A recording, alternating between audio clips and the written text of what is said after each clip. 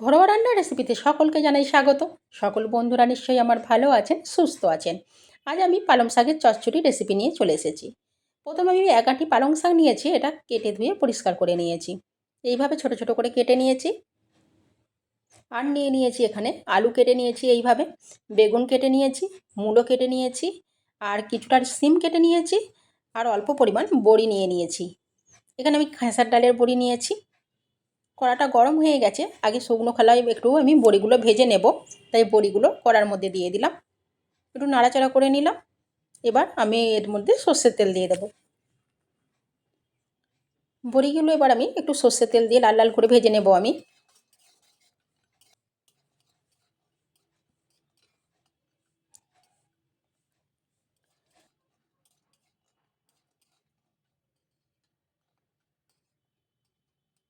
বড়িগুলো লাল লাল করে ভেজে নিয়েছি, এবার তুলে নিচ্ছি।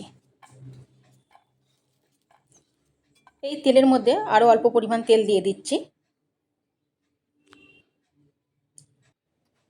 এবার কড়ার মধ্যে আলু কুচিগুলো দিয়ে দিচ্ছি। আলুগুলো একটু লাল লাল করে ভেজে নেব প্রথমে।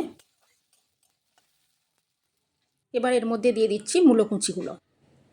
পালং শাকের চচ্চড়িতে কিন্তু একটু মূলো দিলে বেশ ভালোই লাগে, টেস্টটা অনেকটাই পরিবর্তন হয়ে যায়, একটু অন্যরকম হয়।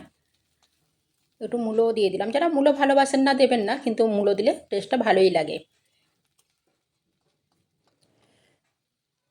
এবার সবজিগুলো সরিয়ে দিয়ে আমি এর মধ্যেই হাফ চামচ কালো জিরে আর একটা শুকনো লঙ্কা দু টুকরো করে নিয়েছি, সেটা ফোড়নটা দিয়ে দিচ্ছি।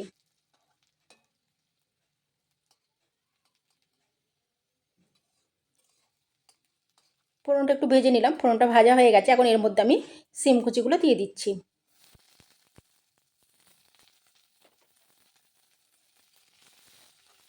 সিম কুচিগুলো দিয়ে একটু নাড়াচাড়া করে নিয়ে আর বেগুন কুচিগুলো সবার শেষে দিয়ে দিলাম। বেগুন খুব নরম, ওই জন্য শেষে দিলাম। বেগুনটা দিয়ে এবার একটু ভেজে নেব ভালো করে সবজিগুলো। একটু ভালো করে ভেজে নিয়েছি। এখন এর মধ্যে দিয়ে দিচ্ছি 1 চামচ হলুদের গুঁড়ো আর পরিমাণ মতো লবণ দিয়ে দিচ্ছি। আমি শাকের মাপ অনুযায়ী একবারেই দিয়ে দিলাম লবণ আর হলুদ গুঁড়ো দিয়ে ভালো করে একটু কষিয়ে নিচ্ছি। এবার পালং শাকগুলো দিয়ে দিচ্ছি। পালং শাক তো খুব নরম, হতে সময়ই লাগবে না, সবজিগুলো ওই জন্য আগে ভালো করে ভেজে নিলাম, অনেকটা নরম হয়ে গেল। পালং শাকটা ভালো করে সবজির সঙ্গে এবার মিশিয়ে নিচ্ছি। একটু অল্প সময় এবার চাপা দিয়ে রাখলেই শাকটা খুব তাড়াতাড়ি রান্না হয়ে যাবে।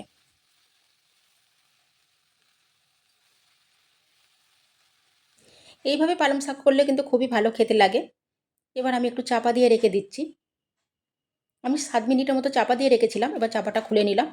পালং শাক থেকে জল বেরিয়েছে, সেই জলেতেই সেদ্ধ হয়ে গেছে। আমি আর জল ব্যবহার করিনি, এখানে লো ফ্লেমে রেখে দিয়েছিলাম। সব কিছু এবার ভালো করে সেদ্ধ হয়ে গেছে।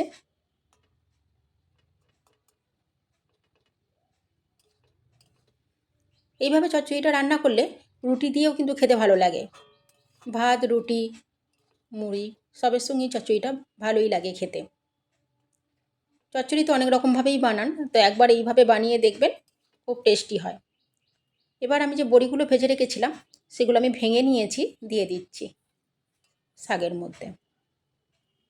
এবার বড়িটা ভালো করে মিশিয়ে নিচ্ছি আমি।